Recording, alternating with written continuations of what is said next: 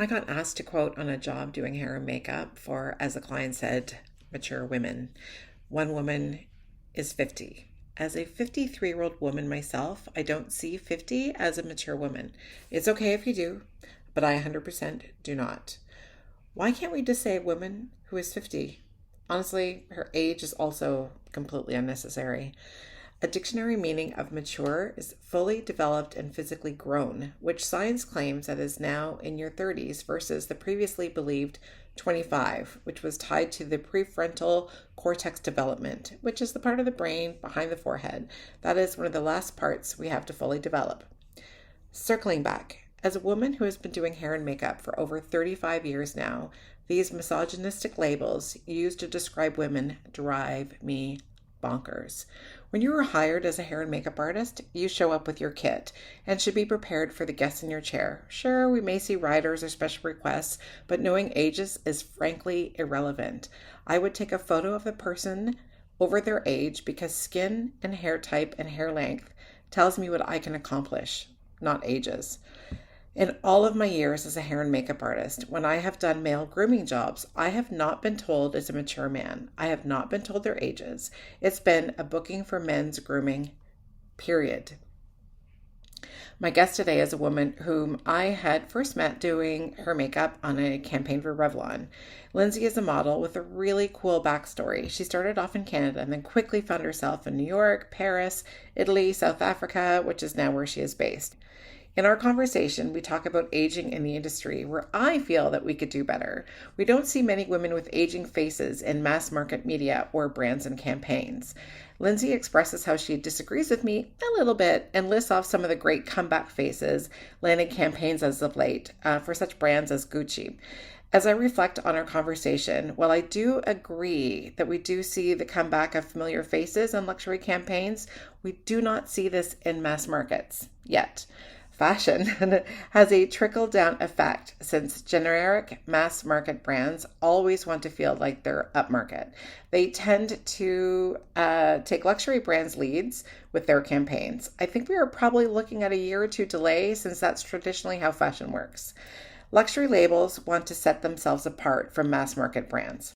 Recently, I reached out to 4 modeling agencies in Toronto looking for women aged 45 and up for a shoot, and one agency had no one in that age category, and the other 3 agencies had one face in town, with one agency having another face but based in Montreal that might be coming to Toronto. Not having faces available on their roster for a shoot targeting over 50 is where that silent volume rings loudly.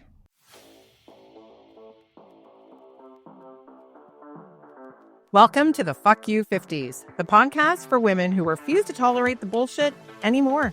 This is real talk, real stories, and a long overdue reality check. I'm your host, Andrea Claire, and this podcast is the filter-free voice you've been waiting for, with a dose of F-bombs. The Fuck You 50s. Unfiltered, unapologetic, and undeniably needed. My guest today is Lindsay Sullivan, model, actor, photographer, mother, and a whole lot of other great things. Lindsay joins us today talking about her comeback era, which is so fantastic. And she also shares that beauty has no age or boundaries. Experience is beautiful and is finally being considered in the fashion industry. Welcome to the Fuck You 50s. So thank you for doing this. Welcome to the Fuck You 50s. Thank you. Yay. Fuck you 50s. Yeah. Yay. Your story is such a great story. And the fact that, so we met, it was a Revlon shoot, right? Was it Revlon that you and I met? Yeah, it was Revlon. Yeah. So that was 2006 or something, or 2007. I remember that job. It was just before I was moving to Singapore, but I was also we were finishing that shoot. And then I was zipping to New York for Fashion Week. I sound so jet set. And I think I had only moved back to Canada for like a year or something like that. That was such a good time too in the industry here. I feel like it's changed so much, since I've been in Singapore and back again. So tell me, so you're in South Africa now, right? I'm in South Africa now. That is my home base, but I am still working internationally, which is amazing. How old were you? And you don't have to tell your age now, but how old were you when you started modeling? If I'm really honest about it, my mom put me in a modeling school when I was about 5. So I went Okay. into one of those schools where they teach you how to walk with a book on your head and Oh my God. posing for the camera, all Yeah. that kind of stuff. Yeah. But realistically, the industry that we know, I got back into that at the age of 15. And then I started modeling in Toronto, and I very quickly started doing all of the magazines. I mean, that's when I was shooting with George Whiteside and Chris Nichols and everybody. And then, Jacob caught wind, and then I was in Montreal shooting with them. And yeah. Amazing. I need to stop using that word too. I use amazing way too much. Like it could be a drinking game. Like if someone's watching this and they're like, "Oh, she said it again, another shot." Okay, mine is fabulous. I say fab or fabulous all the time. So Okay, we should just switch it out. I'll just use fab now. Fabulous. fabulous. Uh, and so I know you have two sons now, right? I do. I have two little boys. Ryder is 8 and Killian's about to turn 7. Wow. Oh my God, so cute. I'm curious because I honestly don't know this answer. Did you ever take a break in modeling? I did. Yeah. So the short form of the story of my career is that I started in Toronto very young, and then I went straight to Europe, after which time I went to Paris. Came home for a little stint because, and like this is kind of part and parcel of this podcast, because I was getting started I was starting to be told that I'm too old. You're like, I'll fucking show you. I'll fucking show you exactly. But I also had some family stuff to deal with, Yeah. that's a whole other podcast. But Yep. so I came home, and then I kind of changed agencies, and my career kind of took back off in Canada at that stage. And I was like, screw you. I don't care if I am 30, whatever, Yeah. and then after a couple of years of that, it kind of became the same thing again. It was a bit like, you're getting up there and all the young ones are coming in. But the thing with that is I've always been a hybrid. I'm a model and I'm an actor. So I've always done both. So I just focused on the acting. So I just thought, you know what, actually, I'm not going to model anymore. And it's actually more fulfilling for me to follow my passion in acting. And I started doing films and TV series and all those sort of things. So I actually left the industry for almost 12 years. Oh, wow. Because I was old. Because you're old. Oh my God. Because I was old in my 30s. Yeah. Yeah, it's crazy just the whole concept of age and aging out, right? But you don't hear these stories about men. I don't want to be like anti-men or anything, but it just kind of shows like the misogyny. I've even been told, again, not by a lot of people, but a few people in the industry, like stop telling people your age because it's going to hurt you. It's like I'm doing hair and makeup, like you would think that somebody that has like experience, running teams, doing campaigns, like it shouldn't be like, okay, she's old now. Well, 100%. And I guess actually that's kind of why I came back.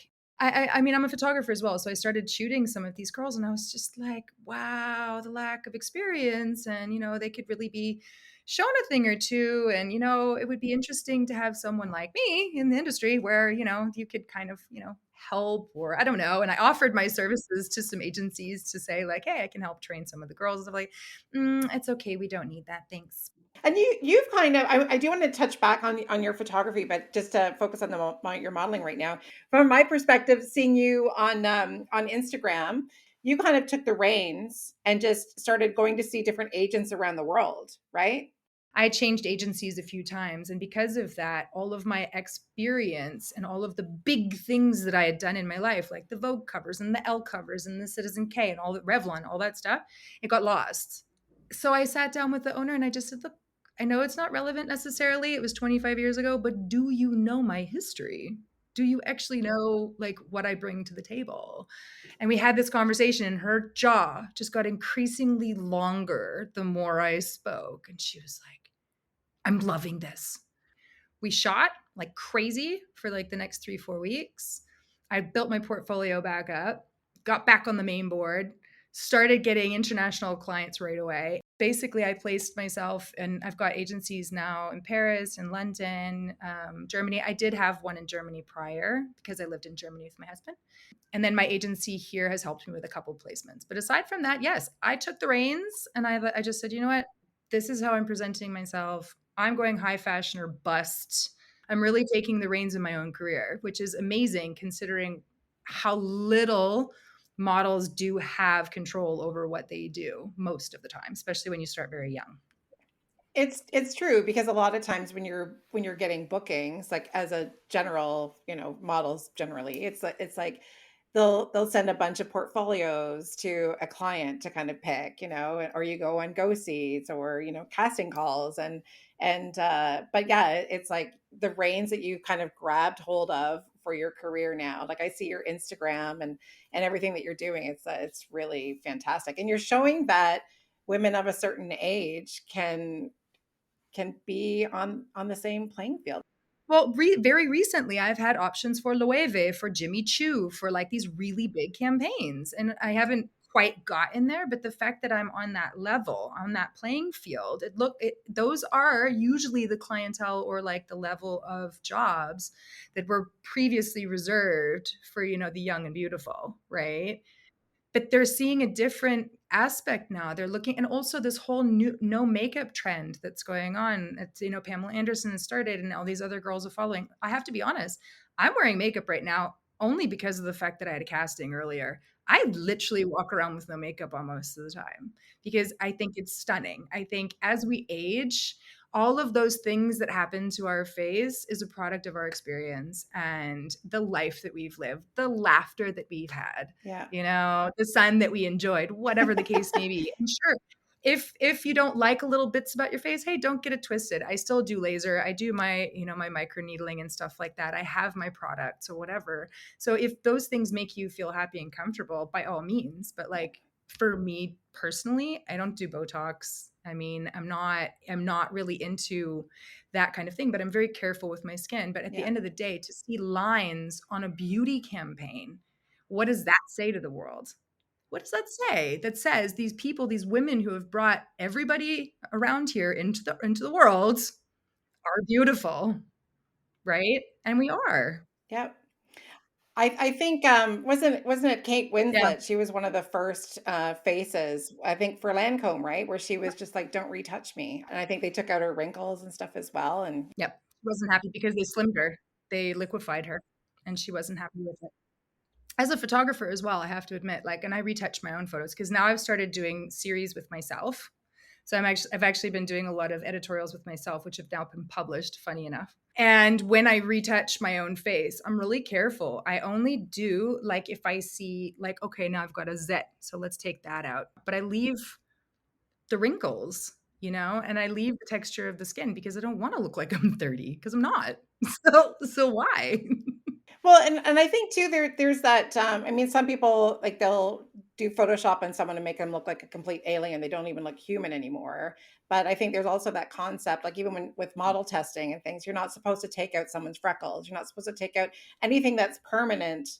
You're technically not supposed to take out what people take it out anyway. So tell me a bit more about your photography. How did you get? Because I dabble in a little bit of photography too, but how did you get into it? I actually started when I was in New York City. So I was fortunate enough to work with a lot of really amazing photographers, and I started to assist a couple of them.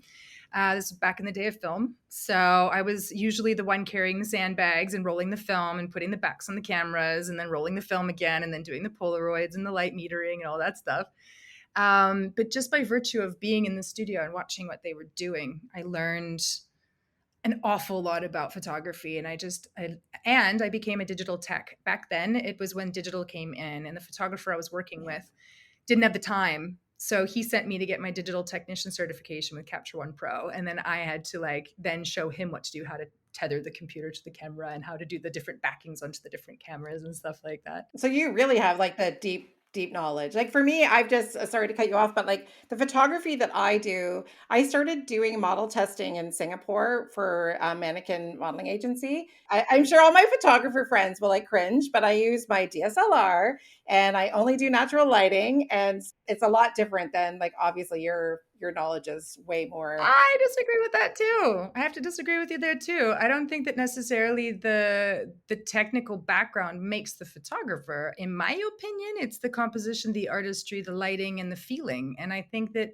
you can pick up one of those old disposable cameras. Remember those? They used to be in like cardboard. You could pick up one of Yeah. those. And if you're a photographer and if you've got a good eye for composition, lighting, and coloring and all those beautiful things, then you can probably make a pretty good editorial just from one of those. Yeah. But you know, it's another thing that I've had to struggle with at my age because I also kind of like dabbled in and out, and I decided again last year to take it seriously. So I went a bit crazy and started doing photographs of myself and also of other models. And like I went through the submission process with different magazines, but people haven't been taking me seriously this whole time. Nobody has been taking me seriously, even though I'm getting printed in these good magazines. I was even considered for Portuguese and Scandinavian Vogue, but people aren't taking me seriously because it's like, oh, Lindsay, she's a model and she's starting kind of late. You know, how serious can this be? I find things are so different than like years ago when we would have go-sees. Like I've even tried to, like being back in Toronto, like messaging some of my old clients, like, oh, do you want to get together for coffee? Because I think there's so much more that you can get from someone when you actually meet them in person. I really miss that building teams, working with people that you regularly work with. Like now I see things on Instagram where someone will do a call out on their story. Is there a hairstylist available for tomorrow? We're going to do it great if we need a hairstylist. And it's like, what happened to building relationships and having your like 4 or 5 people that you call regularly, and then they also know you, right? It's not this assumption that they're making from the, Instagram account. Can I tell you something really interesting? And this is going to shock you, I think. Cape Town, which has never been considered in the forefront of fashion, let's be honest. It was always very commercial and lifestyle, and that's where the models went when they were too old, etc. Like this guy. What I've found in the last year since I've been back in the industry is that that's happening here. You're Ah, getting these cool younger photographers who've got their stylist, who've got their couple makeup artists, they're working as a team and they're doing this amazing stuff that people, like you said, people used to do this back when we started, and that's what makes a good team. The more you work together, the more you understand each other's aesthetic, the more you understand each other's personalities. That's what creates the magic. And I've had a lot of younger people, makeup artists included, that have been wanting to shoot with me specifically because of the bone structure of my face, and they like my wrinkles and they like that I have experience. And then when I shoot with them, because of how I move, because I know where the light is, because they don't have to tell me what to do when they put me in that outfit, because I know how to swirl a scarf or like flip the hair or whatever the case may be, it makes their life so much easier. And I end up at the end of this shoot with them being like, wow, that was so different than what I'm used to. It's like, uh-huh, this is 30 plus years of experience, friend. and another reason why these modeling agencies should be engaging you to help like train their up and coming models. Because it would be a great package, wouldn't it? It would be like, because I used to scout as well. So I used to scout for Next. I've taught runway. I trained with Miss J, so I can stomp. So I can Love it. scout. I can show them how to walk. I can show them how to pose. I can take their first test shots. Yeah. And also have conversations about the industry and what to expect, because a lot of the times the girls get flown somewhere and they're not really prepared. I think having this age and experience, all of us, we are such a wealth of knowledge. And it's such a shame that people don't want to tap into that because it's right there. Exactly. Yeah. I'm also in this place where I married a wonderful man. We're quite happy, and we've got our beautiful children, and like I've got a lot going on. So if it happens, it happens. And if it doesn't define me. So it's a very different perspective. So years ago, we would do a casting where so many models would come in, and then you look through the books, whatever, they would go out the door. Sometimes it's like, oh, we need someone with naturally curly hair. She was great, but her hair's not naturally curly, like da da da. And then I'd be on set like the next week for like Sears or the Bay or something, and a model would be a part of that casting the week before, and they would be like, oh, like they didn't like me, right? And I would be like, oh, they actually loved you. they wanted someone with like naturally curly hair. We were looking for a redhead. Like, do you think it would be helpful for people to explain why you don't get a booking, or do you think that's not helpful? You don't really ever get the feedback, not as a model. I have found as an actor, I've gotten a lot of feedback. So it'll be about the performance, right? With modeling, you're correct, especially when I was younger. I took it very personally, and it was kind of like, oh, maybe it's because, I don't know, my nose is too big. Oh, I guess maybe that girl was prettier, or maybe my bum was too big, because I was constantly being told I was too fat, even though I could do haute couture. So if you're doing haute couture, you're not too fat. But anyway, I think it would help to a degree, but I don't think it helps the confidence. I think what needs to happen is that when agencies are taking on girls, when they're doing that, what we discussed about like what I could bring to the table and showing them how to walk, showing them how to pose in front of a camera, showing them the lighting and stuff like that.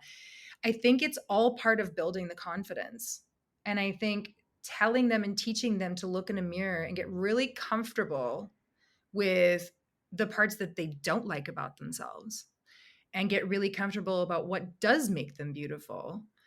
I think then they have the tools to do their best with what they have been given, and then to maybe could help them realize that it's not them, that there are just differences, but that has to be a communication. It's like what we tell our children, isn't it? So it's like, okay, you didn't win that chess match because the other kid was better, but maybe that kid practices more. Is that something you want to look at? Should we do a little bit more practicing in the meantime, or whatever? And it's the same thing with modeling. It doesn't always, like you said, it doesn't always come down to what they look like Right. necessarily. It could be they needed a redhead, they needed green eyes. It could be anything. So I think the feedback could be a good thing, but I don't think it's the most important in order to help them with their confidence. I think that the preparation would be the best thing. Yeah, and I guess there's also in some situations, I don't know, there's some people that the feedback they have would not be helpful. Like I remember working on a shoot in Singapore, and models in Asia, when they're coming in on contract, even if they're coming in from North America, like Asia, they want them very thin. It's kind of in many cases almost unhealthy Oh, thin. I remember. I was in Japan Yeah. twice. But anyway, I was on set, and the stylist was trying to zip up a pair of pants on the model, and he couldn't get the zipper up all the way. And I'm telling you, she was like a stick. And he asked her if she had her period because she was a bit fat in her stomach. And I looked at him and I said, "Do not say that to any woman ever again." And honestly, I never worked with him after that. I told him off in front of everybody on set, and he never booked me again.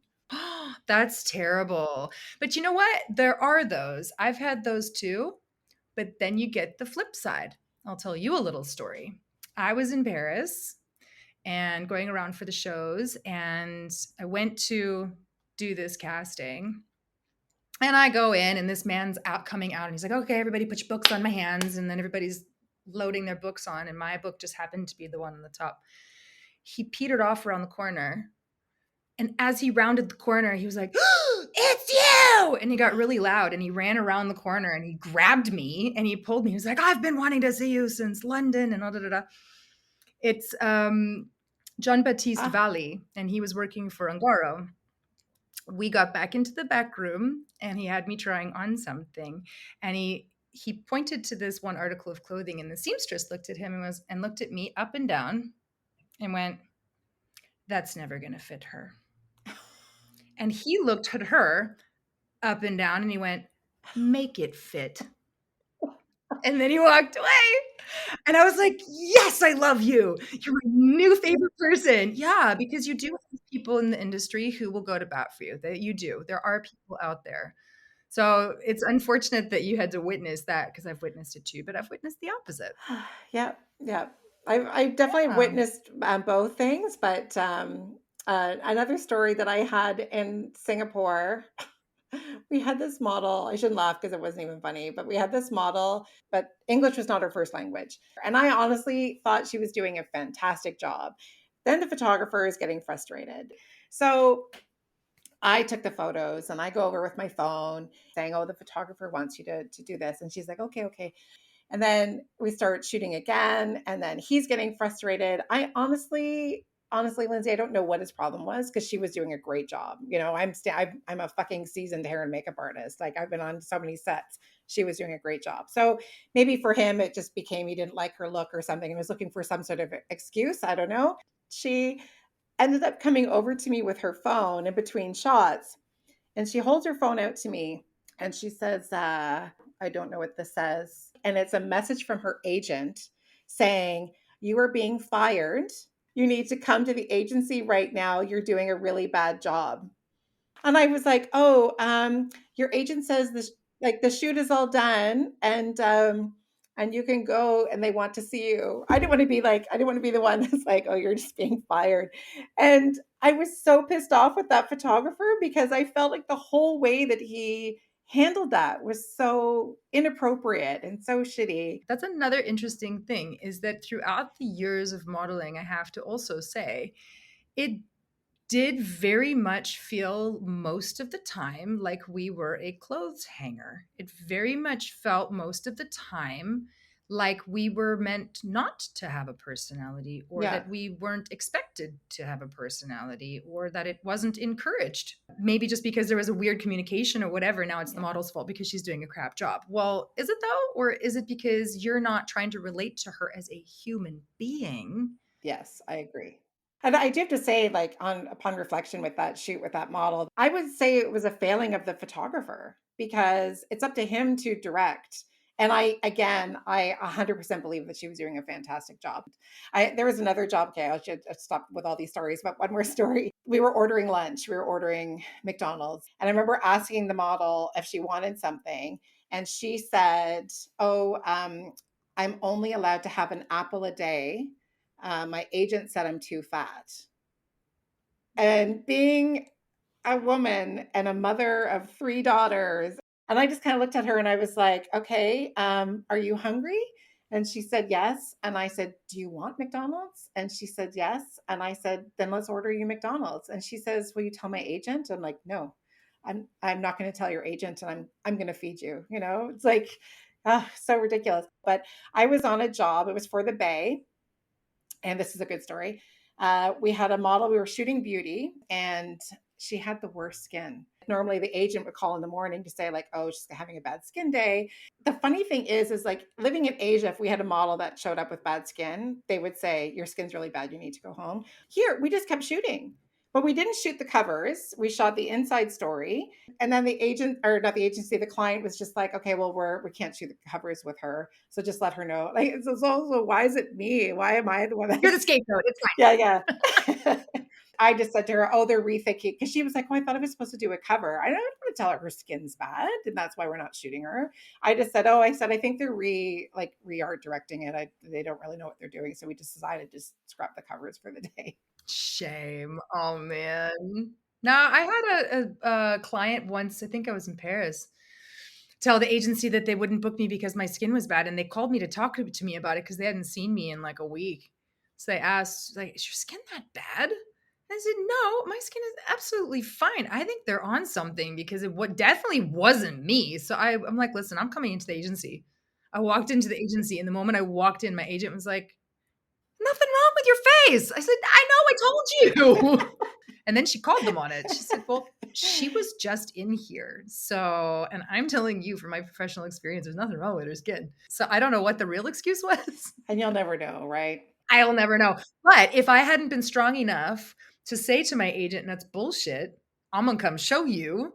Imagine the other little ones that don't have that kind of confidence. Then their agent then is sitting there thinking their skin is bad. Can you imagine? That then limits them from putting them out towards any like other clients. How terrible. I feel like part of my job is to help talk up the talent. So, because it's helping give you positive energy and confidence, right? So back when I started, well, but me, back in the day, there very much was that whole casting couch thing. Hey, there very much was this like weird innuendo of like, if you're nice to the photographers, and okay, I'm not necessarily talking about being sexual, but I think there was a lot of that as well. Do you find that that's still something that's in the industry today? Because I feel like I'm not seeing it as much at all, but I'm also not, I've only been back less than a year. So Honestly, I don't feel like we're seeing that much at all. I don't really hear about it. There are some photographers that people don't like to work with, but I don't know why. And maybe it's that. I remember years ago doing model testing, which I don't like doing. But anyway, I was on a model test, and there was a photographer here. He had asked me to ask the model to take her top off for the shot. Not only like so many wrong things of this, you know, it's like she's young. It's one of her first shoots. So even if you were of an older age, like if you're not comfortable, it's not going to look good, you know? And then he said, "Oh, I want you to ask her to take her top off because you're a woman and you're a mother." And I said, why don't we call our agent and see what her agent thinks about that? And then he was like, "Oh, okay, I'll forget it," you know. And it, but that's exactly it. If you're not quite into your womanhood yet, being asked that sort of a question when you're trying to embark on a journey where you want to be successful in this industry, are you going to say no? Do you have the wherewithal to say no? That's the thing. Someone my age, our age now, we can make those choices. They're not comfortable enough in their bodies yet. I mean, how old? I don't think I was even comfortable in my body until I was over 25. I'm 53. I'm still not comfortable in my body. Well, now there's a whole other conversation because I feel like we should all be very comfortable with our bodies. But if we're not, how do we teach someone else? But anyway, that's another podcast. It's true. I think regardless of your age, I mean, of course, if you're younger, you should 100% know that you can say no, right? But one of the things that one of my aunts taught me was like, no is a complete sentence. I like that. There's nothing wrong with saying no, and you don't owe anybody an explanation. What I think is funny, and I don't know if it's just our upbringing, but like I find when I want to say no to something, I feel like I have to follow up with an excuse, like no, oh sorry, like I can't do that because like blah blah blah, and it's like I should not be sorry just because I want to say no to something, you know, it should be. And I find that, I mean, maybe it's easier when you're texting people, but I have like responded to someone, maybe not just like no period, but like, you know, I'll say no, whatever, and then I start typing out like a whole like reason, and I've gone through and I've deleted the reason. You know, it's like you can still say no and have it sound nice without adding a reason to it. But that's good. And that comes with the experience. Coming back full circle to us being older women, right? Like that's something that we have to learn through trials and tribulations. We have to do like it's like death by fire. Like we get thrown into that fire so many times until we're so burnt. We're like, geez, my skin's peeling. Like, and we had to learn that. And it makes it so much more empowering as a woman to be able to stand your ground in a situation like that and just say no.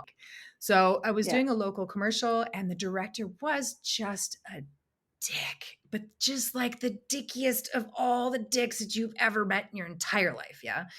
And I was gritting my teeth and bearing it and just wanting to get through the fucking job. And then at some point, he just made some sort of a comment about the way I was acting and it being completely unprofessional and impassable and something I can't remember, but he was taking digs at my character actually. And the scene was, I was kind of like a Martha Stewart mom with my daughter having a baking moment where we're making a pie and I'm putting it in the oven and there's like lots of smiles. And I was holding the pie and I was like, you know what? You can eat this pie now.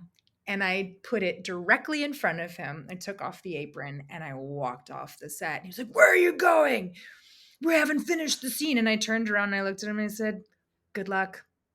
And I walked out of the house and I called my agent and I said, "Listen, this is what just happened. This man is being a tyrant. I'm absolutely not staying on set right now to be." And the little girl, now this is the thing, right? So this young girl was about 12. I was so proud afterwards because I was showing her an example of what it looks to stand up for yourself in this industry. Yeah. Anyway, the agent said to me, like, "Listen, you do what you feel like you have to do. If you feel like he's belittling you, then you don't need to stay there." She then called the client and the production company, whatever, and spoke to them. And then they pulled him off set and they said, "Listen here, if you're not going to apologize to her immediately, we're firing you. We have a director on standby." And they made him come back. and apologized to me. And then I made him apologize to the girl because I said, you're setting a really dangerous precedent here. I said, if you behave like that to an older woman in front of a younger woman, she's going to think that that's acceptable. And it's not. Which is how it should be. Yeah. You know what? I'm already in my next chapter and I'm just manifesting. I want to get myself out of this being super happy that I've got 5 options a day out of London, Paris, and Germany and stuff and start booking those suckers. Like, I want to be back traveling. I want to come back like this year full force. That's where I want to be. And I want to be taken seriously for both that and my photography. Are you represented for your photography? Not yet. I've been too scared. I seem real confident, don't I? I'm just too scared. It's one of those things and that's a weird thing for me Yeah. too. I think for me as a person, I'm so confident in me now that I don't mind putting myself out there. But when I'm putting my artistry, my creativity as a photographer out there for people to scrutinize, it makes me feel really insecure and small. Now, is it because you haven't really kind of like made that kind of leap yet, or do you feel like you have a bit of imposter syndrome with that, or I have a bit of imposter syndrome. yeah? Yep. 100%. It's interesting because when we were talking about photography earlier, and it kind of resonated with me when you were just saying like it's all about the eye and how you lay it out, and just because you don't know technical kind of stuff, it's like I've had a few people say that to me as well because I'm the same, where I've actually been offered a couple jobs for photography. Like when I was in Singapore, I had a Japanese beauty brand message me because they wanted me to shoot it, and I thought they were talking about my hair and makeup. And when I was like replying to them and I said like, oh, like for hair and makeup, like, oh, who's the photographer? They're like, no, we're talking to you about photography. And I backpedaled out of it because I felt so like, what the fuck? Like I can't do a photography for a Japan like beauty brand. Even my agent has been like saying to me like, okay, like your photography you do is good. Like, what are we doing with that? And I'm like, nothing, I'm just a hobbyist. Yeah, I feel you though. It's the same with me. Like the last year I keep saying, because I have a friend of mine here who does have a photographer's agency, and he asked me about it. He's like, "Well, what about your website?" I'm like, "Don't have one." And he said, "Why don't you make one?" "Oh, I don't know. I've submitted a whole bunch of stuff, and I'm waiting for stuff to come back." And he says, "Correct me if I'm wrong, but I feel like you've actually been published now at least 7 times this last year, have you not?" And I said, "Yes." He's like, "I think you've got enough for a website." Yes. I don't think I haven't put that hat on quite yet. Like, I think knowing that I'm going to be published in Mob Journal next month is a big thing for me because for me, the aesthetic of that magazine in particular is very cool. And it's the gap bridger from where I've been until now to where I want to go with my photography. So I think maybe when I see that in print, maybe I'll take myself a little bit more seriously. Then your photographer hat can come on more tightly. But I think also, though, within the industry, it's been, well, up until this point, as far as I'm concerned, anyway, the majority of the time, the photographer has a lot more control, don't they? You're right. So they have a lot more control about what the makeup artist is doing and what the model is doing and what the stylist is doing and how it all comes together and how it should be shot, right? So I think for me, it's a little bit more of that. It's a little bit more of, oh crap, now I'm the orchestrator. It's weird. I'm like a control freak in that sense, but on the other side, I don't know if I want the control. Do you know what I mean? I 100% know what you mean. I also I have this like little fear because I've been on set before where a client has gone to a photographer and they're like, "Oh, we don't like this for whatever reason," and a photographer and I'm not saying we don't know what we're doing, but a photographer that has years of experience as photography as their main focus, they can talk to the client. And I've always had this like, well, what if I'm on set and a client asks for something and I don't know how to do it? Yeah, but there's also certain people called digital technicians, lighting techs. You could hire a lighting tech, then you don't have to think about it. Just be like, listen, I want this aesthetic. Do it. Yeah. I'm gonna look at your photography now because I knew you were doing it, but I didn't actually have a look at it yet. So now I'm really curious. I would happily take your feedback too. I don't do my own retouching. I send it out. So I have a couple of retouchers that I use. My Instagram account for my photography is Andrea Claire Pix, Pix. You can have a look at that. Then I will find you. And if you haven't seen mine yet, it's Lindsay photo, but Lindsay spelled with a Z. Okay. I know I've seen some of your photography like on your Instagram for modeling too. So I don't know if I follow your photography one, but I will. I will for sure. Well, the majority of it is beauty photography, so it's right up your alley. Okay. Well, if you have time, I mean, definitely we should get together for sure. But if you have time to shoot something, whether it's just you and I and you modeling and doing photography as well, or we get a model, like I would love to see you and shoot with you. Cool. That would be fun. We've had such a great conversation, and clearly we could keep talking, but I don't want to keep you forever. But is there anything like any thought process you had like leading up to our conversation today that you wanted to make sure you kind of like touched on or shared or I mean, it was mainly for me just about the fact that, like, you know what, there are so many stigmas about women over a certain age, and that we shouldn't subscribe to the bullshit anymore, because as a matter of fact, it's just bullshit, and I'm living proof. Like, I spent so many years, like I said, in a hole like Gollum, putting myself down, damping my fire, and like listening to other people's bullshit when they told me that I'm too old or too fat, and, wrinkly, or whatever the case may be. And it's just bullshit. And I'm really happy to see that the fashion industry is like taking note of that. And I'm really happy to see these beautiful, beautiful 40 and 50, 60 something year old women coming back full force, stomping the runways, on the campaigns. I'm really proud to be one of them. And it's so empowering to see the industry changing in that respect. And I just wanted to highlight the fact that you're not too old. You are never, it's never too late to start something new. Like, I'm doing two different things at the same time in the last year, and I'm 46. I'll be 47 soon. The thing that makes us cool is being individual and being ourselves and be proud of it, And that's my new motto. And that's what I want everyone our age to know. exactly. Thank you. Thank you so much, Lindsay. I really appreciate all of your time and your stories and all your shares. And I look forward to seeing you in March. Thank you for having me. Thanks for tuning in to the Fuck You 50s. If you enjoyed this episode, please take a moment to follow and rate the podcast. And we'd love to connect with you on Instagram, so be sure to follow us at the Fuck You 50s. The Fuck You 50s is hosted by Andrea Claire and edited and produced by Bespoke Productions Hub. See you next time.